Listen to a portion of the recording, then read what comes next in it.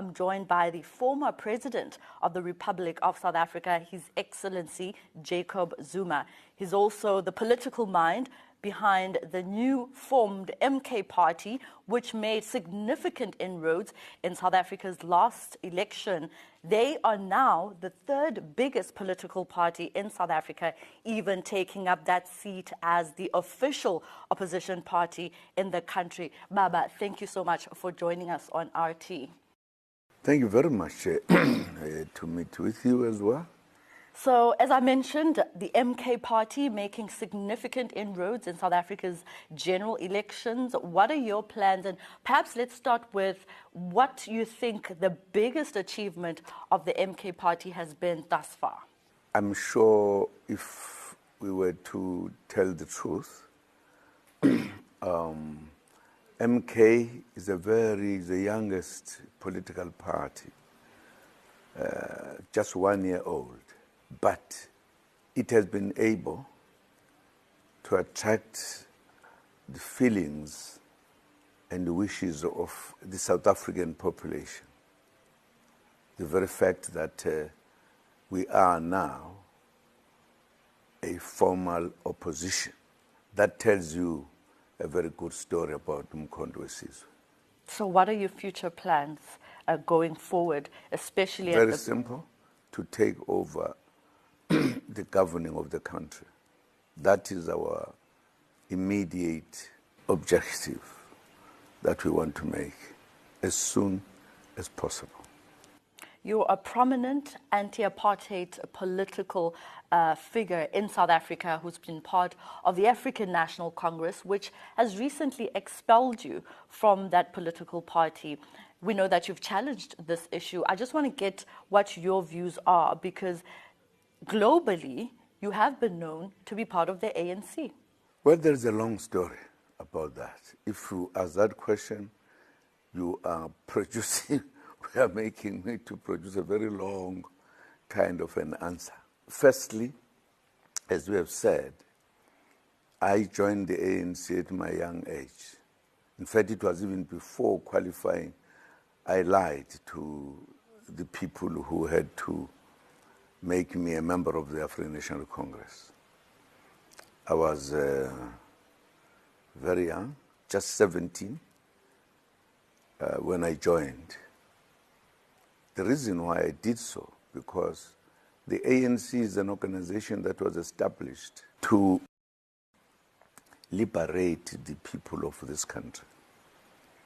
And it was established by the greater leadership of the black people in South Africa, when there was a clear apartheid kind of behavior that emerged from the British and the Afrikaners after the Anglo-Boer War. It became very clear that whites who had come to South Africa were taking over the country in terms of governing it, doing everything. And the black leaders in South Africa, which included, among others, traditional leaders who were in charge of the country that was taken from them, but secondly, the pastors who were preaching here.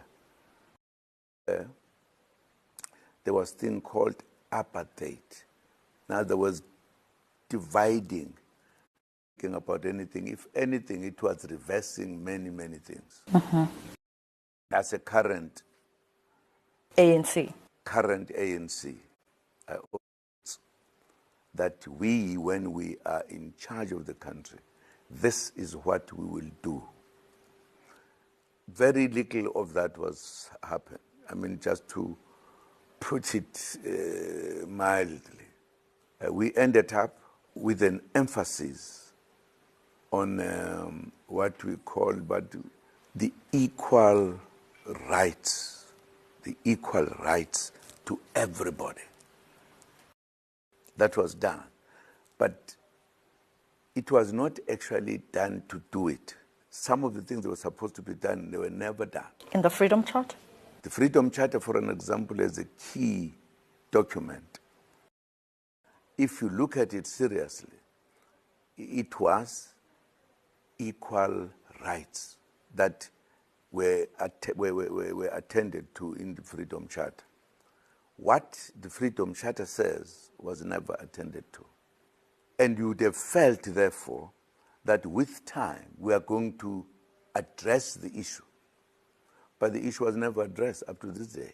It's now 30 years. It has never been addressed.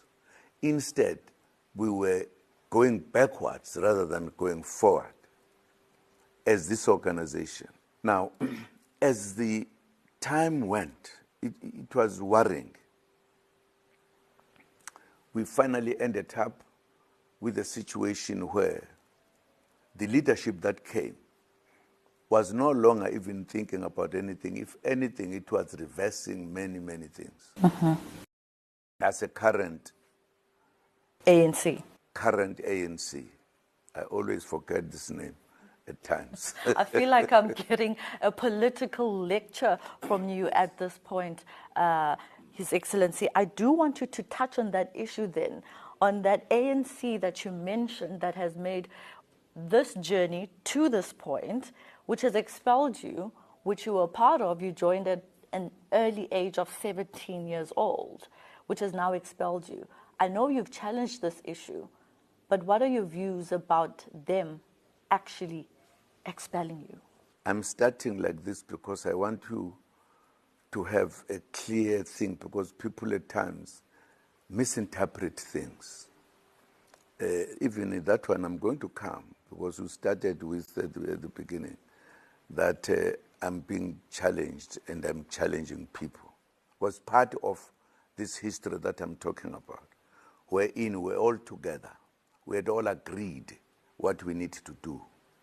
When we reach a point where my colleagues were no longer moving, when I was at some point given an opportunity to be the president of this country, because I was beginning to implement what I fought for, what I took decision to die for. Once I started, I was criticized. Some even put allegations of corruption under your tenure. Exactly. And not a single one has ever produced even a stick of match that I stole anywhere. Even with the revelations that came out from the State Capture Commission of Inquiry? There's nothing. Even the man who was reading it has said today it was wrong. That tells you that everything that was done was cooked against me, probably, and other people. Because up to now, with regard to Zuma, nobody has said, this is what Zuma did, which was wrong. Nothing. I have even gone to prison when I've never even appeared before a magistrate, let alone the judge. I served. It was all cooked. So I don't want to get into that one. I'm just telling you why I'm moving. Who cooked it? Those who are in power. You are a political figure that has sources all around the country. You would have insight and some intelligence as to who cooked it. I'm saying it was cooked by those who are in charge. I don't want to be counting names of people, how many. That's not the issue for me. They know themselves. And those who are helping them